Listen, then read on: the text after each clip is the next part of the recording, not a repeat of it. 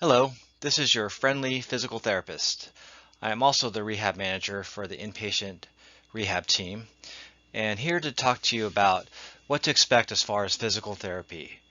As you probably know, physical therapy is going to be a major part of your efforts to kind of get back to your normal self following your surgery.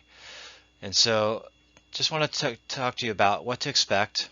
Really, our goal for physical therapy is to get you moving safely and quickly. And we really want to do that as early as possible because the faster we can kind of get you moving, the faster you start to heal and get you back to your normal self. So in the beginning, our initial goal is to help reduce swelling and to gain range of motion. And we're going to do things like elevation, ice, exercise to help you with that. And then long-term goal, we're going to work on strengthening and we're going to work on improving your balance. So when you arrive home, we really want you to take it easy, especially that first week. We just want you to kind of limit your walking to around the house and to any appointments that you have to go to. We've been finding out from our home health colleagues in PT that sometimes patients, when they first get home, they're really gung-ho about their rehab and they can overdo it. And what happens is that causes more swelling and more pain, and that can set you back, a few days or even a few weeks. So we really want you to take it easy when you first get home. We would rather have you spend more time icing and elevating your leg. You don't have to get up every hour and walk. Just walk what you need to. If you need to go to the bathroom or if you need to get to the kitchen, then go ahead and walk and do that. Otherwise, your physical therapist at home, they will gradually increase your activity and they'll tell you how much you should be doing as you progress through your thrapy. You will also be given some exercises. You'll get some exercises today and you'll get some exercises while you're in the hospital. So make sure to do those at least three times a day. And then again, our focus is going to be on preventing swelling. And so you want to make sure that you ice and elevate. And again, true elevation involves lying on your back with your leg higher than your heart, and that can help to promote the fluid to go from your leg towards your heart. And then again, as I said, slowly increase your activity. What's common at home? What can you expect to see when you first get home? Well, as was already mentioned, you can see some swelling. And bruising and color changes are also common, and that can occur anywhere in the leg, from the hip down to the knee, even down into the foot, and can last for several weeks or even sometimes months. Um, also, not sleeping well for the first few months is common.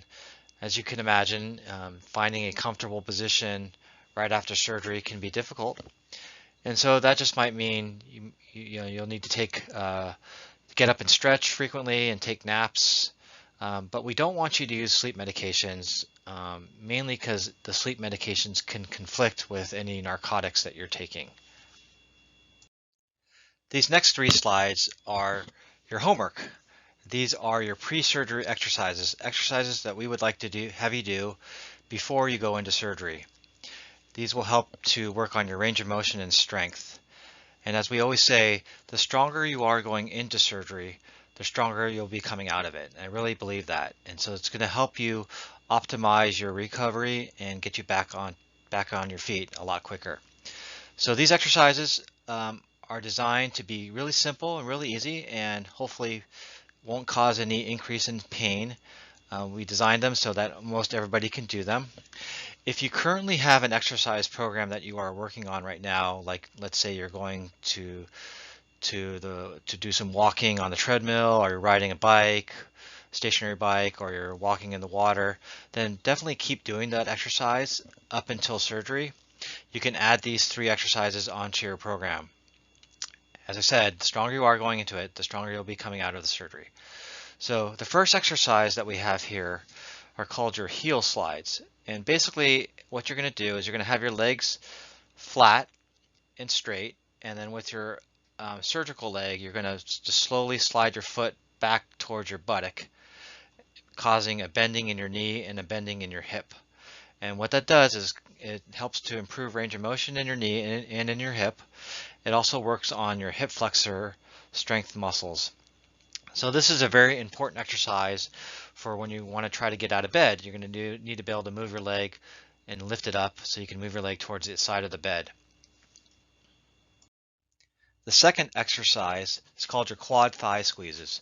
And basically what we're going to do is we're going to strengthen the muscle that sits on top of your thigh above your kneecap. It's called the quadricep muscle.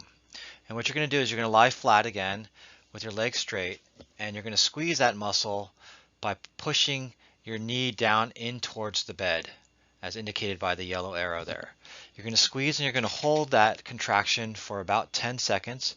You're going to repeat it 15 times, and you'll try to do it 3 times a day. And that's true for all the exercises. So 15 repetitions 3 times a day. And this exercise is going to be important to help strengthen the quadricep muscle, which is going to be important for standing and ambulation. The last exercise is called your gluteal squeezes or your butt squeezes. And what you're going to do here is you're going to squeeze your butt cheeks as firm as you can for about 10 seconds, again, repeating it 15 times, 3 times a day. You're just going to squeeze and hold. And so this exercise is important, like the one before and like the other ones. They're going to help to strengthen the muscles that are needed to get you to be able to get out of bed, to be able to have you stand up, and the muscles that you need to have you walk. These next 3 slides, we're going to talk about some adaptive equipment or devices that you can use to help you with your daily activities, such as bathroom activities as well as dressing activities. And so here in the first picture, you can see different items, including a shower chair and some other things. Do want to let you know that you will be able to shower after surgery about 4 days after. So again, 4 days after surgery, you will be allowed to shower. You do not have to cover the incision. You can just use soap and water around the incision and then pat it dry. No lotions or no creams. Again, just soap and water and pat it dry 4 days after surgery. And so when you do first take a shower, we actually want you to take the shower seated initially. We do not want you to take a shower standing initially because standing on a wet surface with a weak leg is really a recipe for a fall. And so just for your safety, take a shower seated first. And so we recommend various types of shower chairs, including the first one here at the top right hand corner is called a tub transfer bench.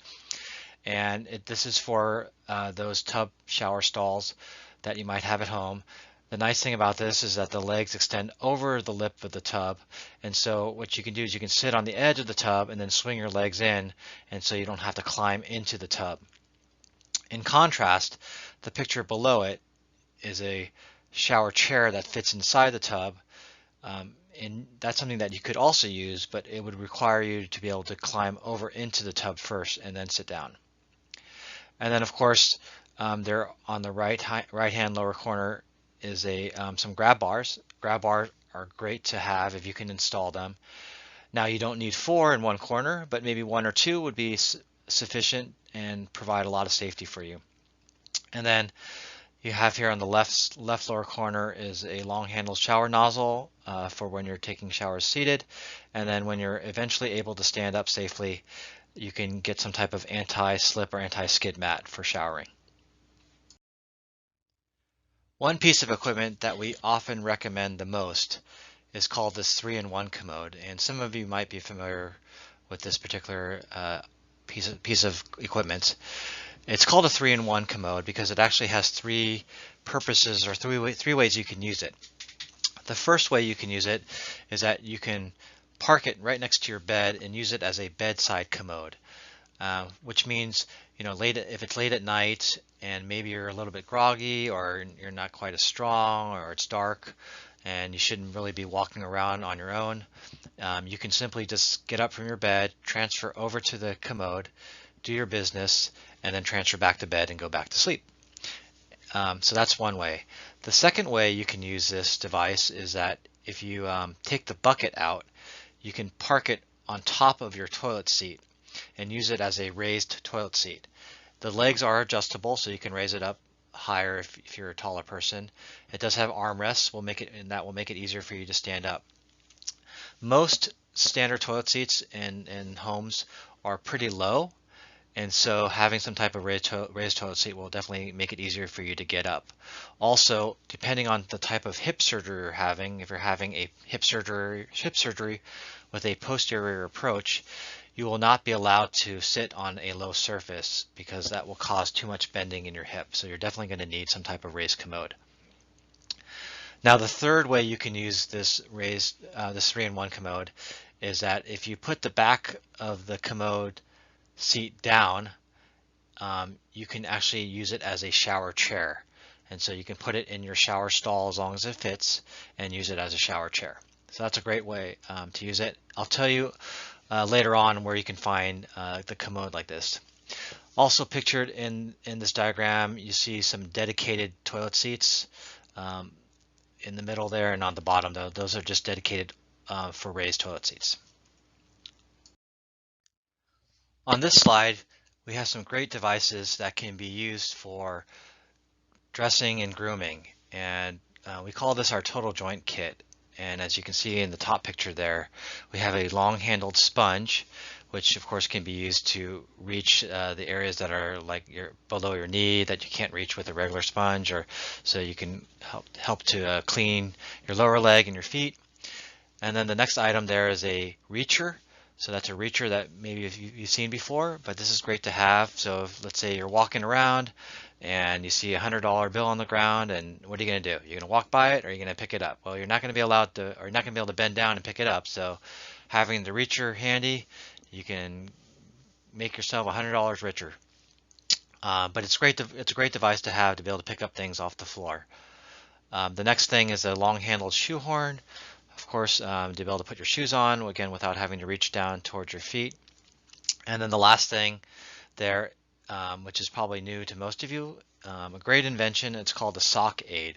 And this is a way you can put your sock on, again, without having to reach over your foot. And so what you do here is that you put the sock over that plastic piece, and that creates an opening for where your foot will go in.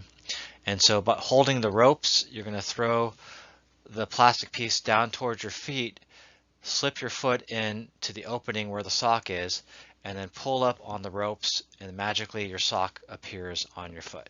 So a great device to have to be able to help you with your dressing needs.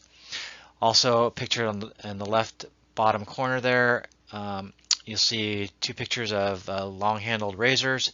So again, if you want to shave your legs, you can get that. And then elastic shoelaces are great. So it can turn your tie-on shoes into slip-on shoes by using elastic shoelaces. So here's where you can find some of the great adaptive devices and equipment that I just described.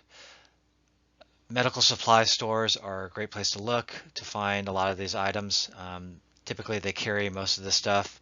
Bay Medical Supply, you see the addresses there, and Bowman Medical Supply, also a good place to look. Walgreens and our other pharmacies often will carry these items, including the commodes. Even Home Depot has the 3-in-1 commode as well. Another great place to look sometimes are places like Goodwill or Nextdoor or even Craigslist, especially for the 3-in-1 commode, because there are a lot of people like yourselves who buy a commode, use it for 2 weeks, and then decide they never want to see it again, and so they donate it.